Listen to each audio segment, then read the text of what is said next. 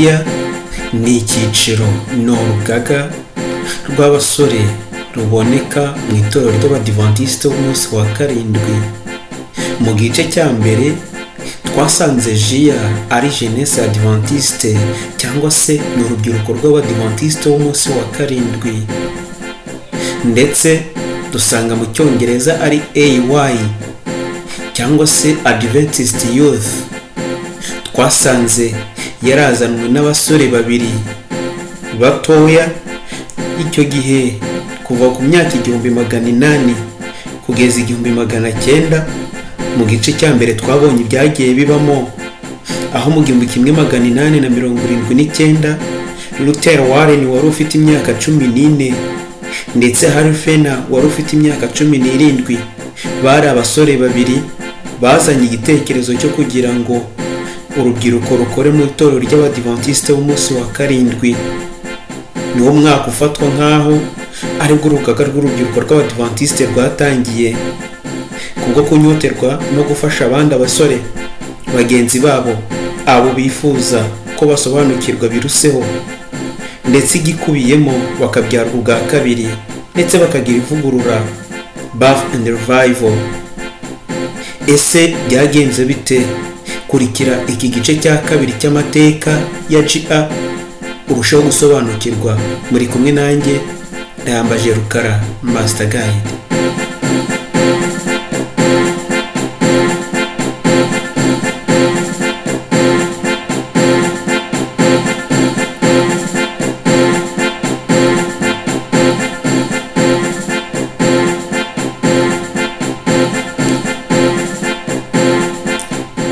Mu gice cya mbere twasanze neza yuko JIA Abadivantisite b'umunsi wa karindwi bayikura mu gutegeka kwa kabiri muri Bibiliya yera, igice cya 6 umurongo wa 6 ukageza ku wa 7, aho batangije gahunda y'ishuri ry'abana b'abahanuzi aho hari muri Isirayeli. Iryo shuri ryari rifite kwigisha ibintu by'ingirakamaro bitandukanye: amategeko y'Imana, amateka, indirimbo zera n'ibisigo ndetse n'ubuhanuzi. Aho twahasanze yuko Abadivantisite b'umunsi wa karindwi ariho bakora icyiciro cya JIA. Ni icyiciro cya JIA kikaba kiyigamo ibice bitatu by'ingenzi, harimo iby'ubwenge, umubiri ndetse n'iby'umwuka. Neza bigiye guhura n'iri shuri ry'abana b'igihanuzi babonekaga muri Isirayeli, aho bigaga amategeko y'Imana, indirimbo zera n'ibisigo, amateka ndetse n'ubwo buhanuzi. Uyu munsi tugiye gutangira mu ntangiriro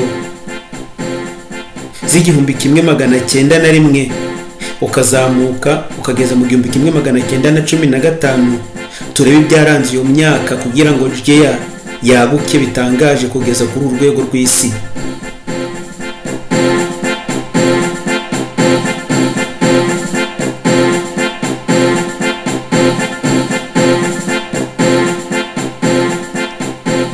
Mu 1905 habayeho gushingwa kw'amahuriro menshi mu bihugu bitandukanye by'Uburayi no ku yindi migabane: Ubwongereza, Cook Islands, Trinidad, Jamaica, Haiti, Canada ndetse na Australia. Mu 1907 General Conference cyangwa se inteko nkuru rusange y'Abadivantisite b'umunsi wa karindwi yaguye ibitekerezo maze ibona ko kugira ngo abasore bagire imyiteguro bikwiye ko habaho icyiciro cyabo cyihariye, department. Dore uwo mwanzuro ko bawufashe mu cyongereza.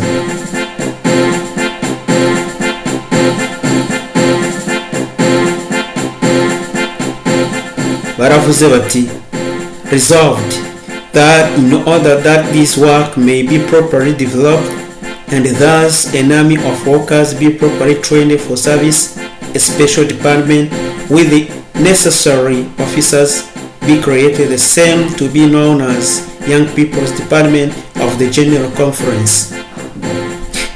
Mu yandi magambo bashakaga kuvuga yuko bagomba gushiraho department cyangwa se icyiciro cyabo cyihariye mu buryo bwo kugira ngo batozwe nk'abasirikare ndetse bateguye gukorera umwami wabo mu buryo butandukanye, ndetse bakavuga ubutumwa bakiri abana, bakiri abasore. Maze itorerwa abayobozi ku buryo bukurikira: Milton Elder Khan wari umwarimu mu ishuri rya Nebraska atorerwa kuba umuyobozi mukuru. Matilda Erickson Andrews atorerwa kuba sekreteri, nyamara saba batowe gusa kuko hatowe komite, ariko abo nibo bo ku ruhembe rw'imbere umuntu yavuga. Nyuma itorero ryaje gushyiraho umunsi wihariye urubyiruko, nyuma waje kwitwa umunsi w'ababwirizabutumwa b'ubushake, Missionary Volunteers Day. Uyu ni umunsi urubyiruko rwagombaga kwisanzura rukidagadura, ariko binyuze mu iyobokamana. Washyizwe ku itariki ya 26 z'ukwezi kwa mbere buri mwaka, bakajya bawizihiza ndetse bagakoraho ibikorwa bigiye bitandukanye birimo guhimbaza Imana. Ukaba ndetse warijihijwe bwa mbere mu 1907.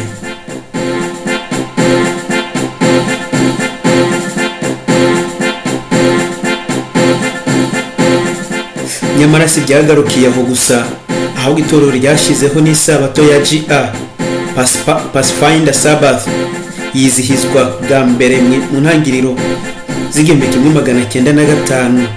Muri uwo mwaka n'ubundi mu 1907 nibwo inteko nkuru rusange cyangwa se General Conference yise icyo cyiciro izina, maze cyitwa Société de la Jeunesse Missionnaire Volontaire MV.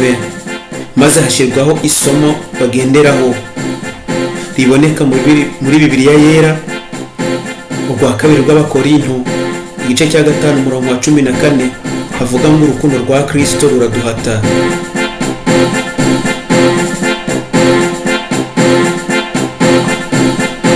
Mu yandi magambo, urukundo bakunda umwami Yesu Kristo nirwo rwatumye bashyiraho icyo cyiciro, ndetse bagenda bavuga ubutumwa hirya no hino ku isi, aho umumaster guide wese cyangwa se umuyobozi mukuru ndetse n'umujiyi usanzwe ubarizwa mu kindi cyiciro runaka, dore ko harimo ibyiciro bigiye bitandukanye tuzagenda dusobanura uko bwije bukira, uko mukurikirana ibi biganiro, dore ko bagenda ku rugo ku rundi, ndetse bavuga yuko umujiyi ariho hose ageze mu itorero ry'Abadiventiste umunsi wa 7 yakirwa nk'umudiventiste umunsi wa 7 n'ubundi, kandi agakomeza inshingano nk'uko yayikoraga iwabo ahaturutse.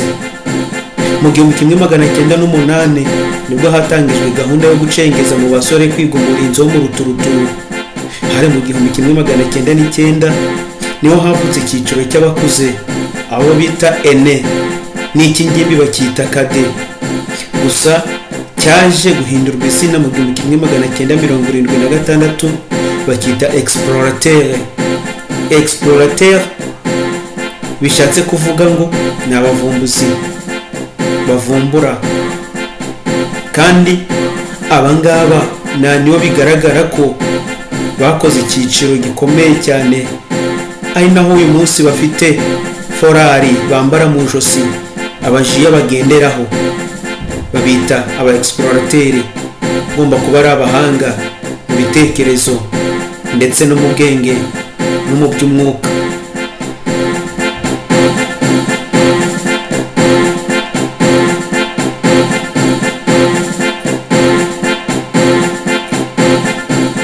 Mu 1915 ukageza mu 1928 hari urufatiro bashizeho rurambye, cyangwa se icyo bita a durable foundation. Umva uko imyaka yagendaga ikurikirana kugeza mu 1928.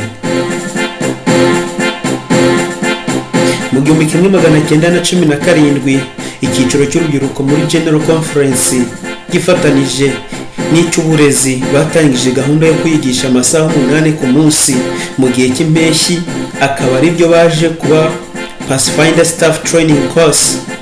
Nyuma Miss Ella Aiden yaje gukurikirana icyiciro cy'urubyiruko muri General Conference, maze atangira gutegura integanyanyigisho y'abayobozi ba Pathfinder.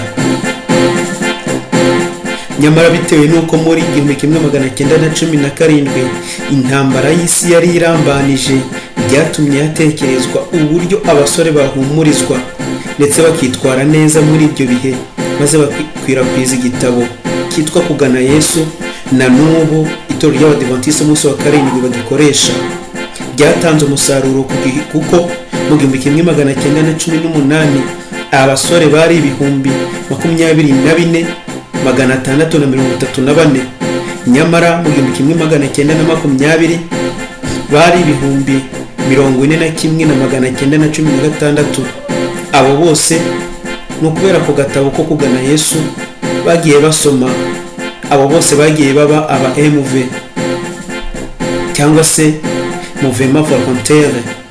Mu 1919 ku bitekerezo biturutse kuri Lester Bond, Julia Leland, Gaiman, G.T. Potter muri California, ndetse na Nixon in Iowa, ndetse na Holbrook, Roy Mackenzie and Grover Fatick muri Michigan, Harriet Holt, Harold Lewis muri Mid-Atlantic, ndetse na Spalding muri Tennessee, na Milton Robinson muri Nebraska. Abo bose uko mbavuze batangije gahunda yo kwigisha ndetse no kwigira hanze. Ibyo bikaba byarakurikiwe n'ingando yabereye Tennessee muri uwo mwaka mu 1919. Nyamara iyo ngando niyo yatangarijwemo amategeko n'indahiro by'abagimbutse bikoreshwa kuri ubu. Ku musozo w'iki kiganiro n'ubundi turaza kubirebaho neza.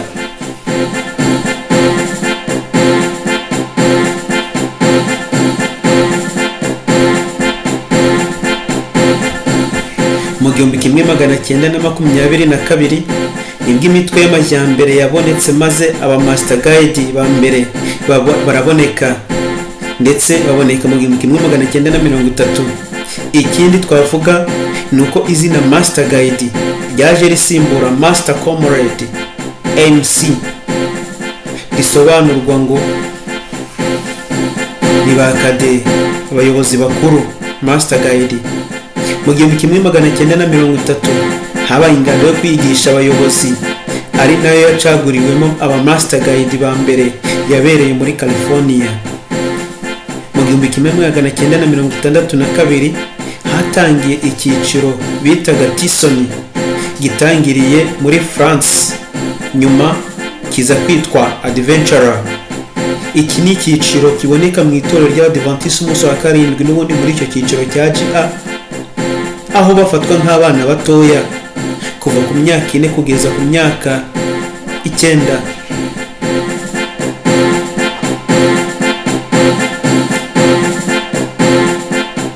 Mu 1976 nibwo bavuze ko MV yakwitwa GA, maze byemezwa mu 1977, wari umwaka umwe wakurikiyeho.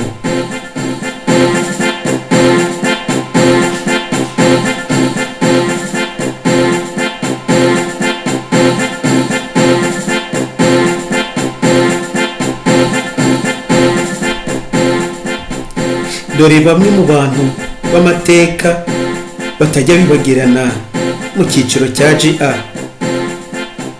Mu 1946 dusubiye inyuma, abishakirijwe na nyina Elder John Hancock, wari umunyabugeni kabuhariwe, yakoze ikirango cya Pathfinder akoreshwa kuri ubu.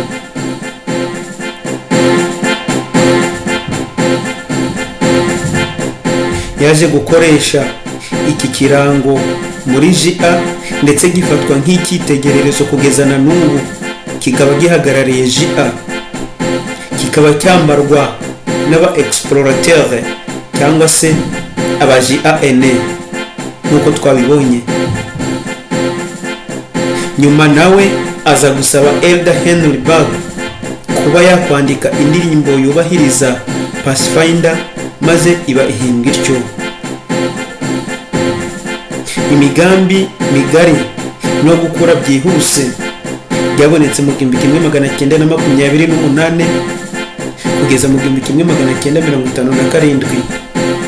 Nyuma yo kumva inkuru nziza, abasore n'abahungu ndetse abakobwa n'abahungu batangiye gukwirakwiza iyo nkuru mu bihugu bitandukanye byo ku isi. Bakoze umurimo ugoye kuko ingendo zabo bakoreshaga amato bitewe n'uko nta ndege zariho nk'uko bimeze kuri ubu.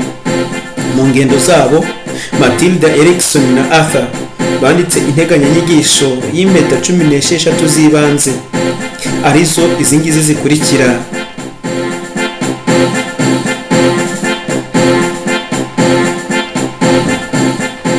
Automobile Mechanics, Laundering, Bed Study, Needlecraft cyangwa se kubohesha urushinge, Christian Storing, Photography, Colportage cyangwa se Changed to Literature, Evangelism, Star Study, Radio, Flower Study, Cooking, Tree Study, Shell Repair, Health and Healing, Gardening. Izo zari impeta 16 umujiya wese yagombaga kubazi nk'uko babitozwa muri iki cyiciro.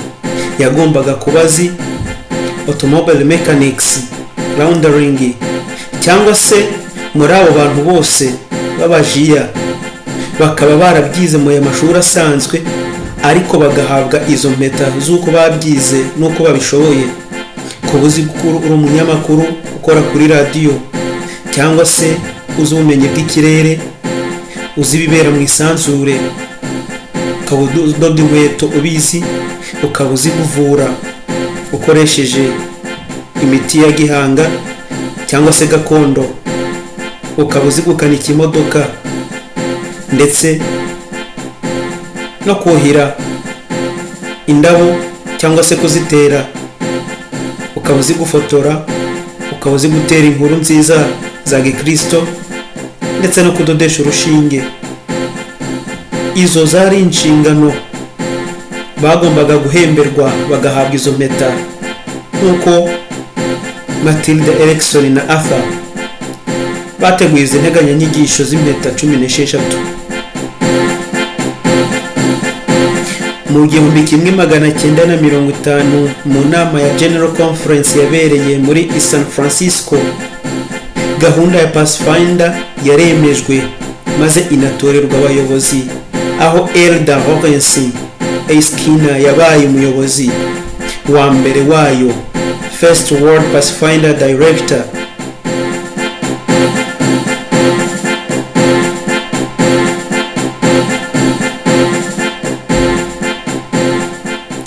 Dore umva incamake y'ishingwa rya Pathfinder.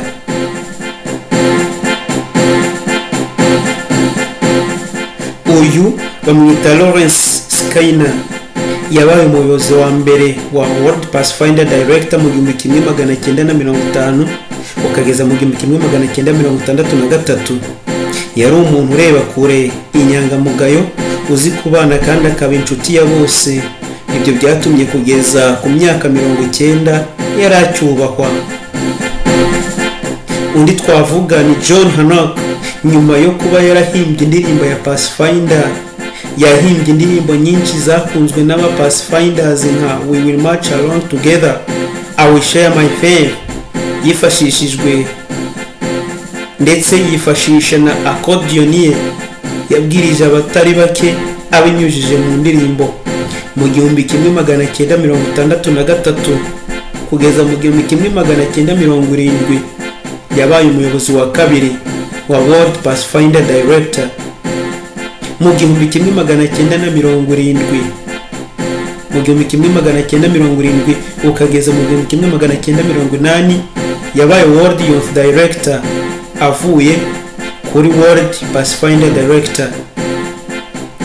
Undi twavuga ni Henry Tiberg. Mu 1949 yanditse indirimbo ya Pathfinder. Uyu kandi niwe wahanze ibendera rya Pathfinder. Ibendera tuzayiga neza mu mabendera ndetse turebe ukuntu abajiya bakoresha amabendera. Ese ubundi byo byaturutse he? Ikiganiro ni cy'ubutaha ndabararitse. undi twavuga ni Eliezer Menendez. Uyu niwe ashinga Pathfinder Club hanze ya Amerika bwa mbere mu 1950 muri Puerto Rico.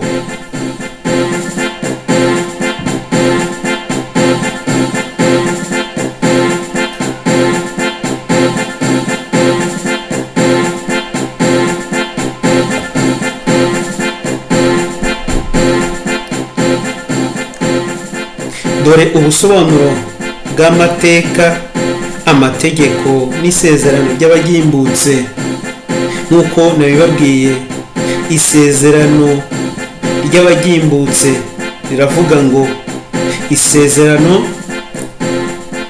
ku bw'ubuntu bw'Imana nzajya mba umugwaneza n'umunyakuri, nzakomeza amategeko agenga urubyiruko rw'Abadiventiste, nzaba umugaragu w'Imana n'inshuti y'abantu. Nyamara iri sezerano rifite ubusobanuro bwagutse burenze kuri dondobeka mu 40 gusa. Ubwo busobanuro reka tuburebe ijambo ku rindi.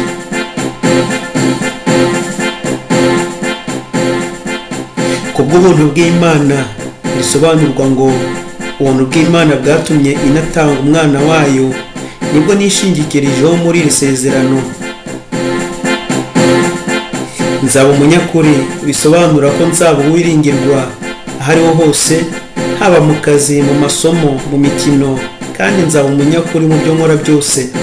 Nzaba umugwaneza bisobanura ngo nzaba uzirikana n'umugwaneza atari ku bantu gusa ahubwo ku biremwa byose by'Imana. Nzakomeza amategeko bisobanura ko nzashakisha ubusobanuro bw'amategeko y'abajiya, kandi nzarwanirira kubahiriza ayo mategeko kuko ari icy'ingenzi mu muryango wose.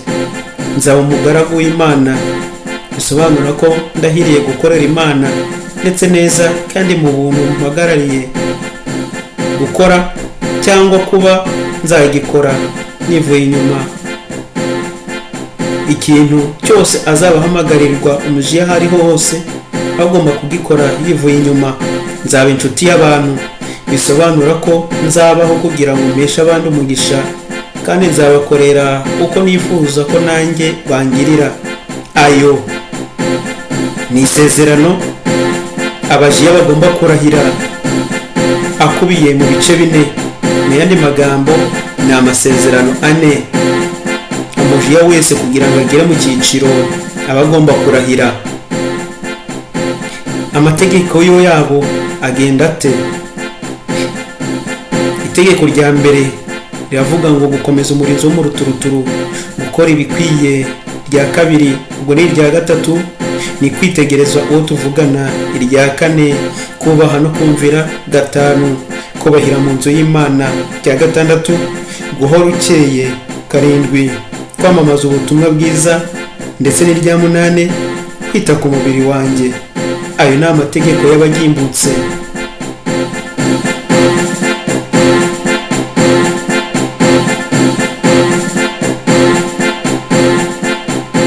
Isezerano ry'abayobozi n'abayobozi bakuru. Urukundo nkunda Umwami Yesu nirwo rutuma nsezerana ko nzajya mfatanya n'urugaga rw'urubyiruko rw'Abadiventiste umunsi wa 7, ngakora icyo mbasha gukora cyose ngo mfatanye nabo kwamamaza ubutumwa bwiza ku isi yose. Intego niyo kumenyesha abo ku isi yose b'iki gihe ubutumwa bwo kugaruka kwa Kristo. Impamvu urukundo rwa Kristo ruraduhata.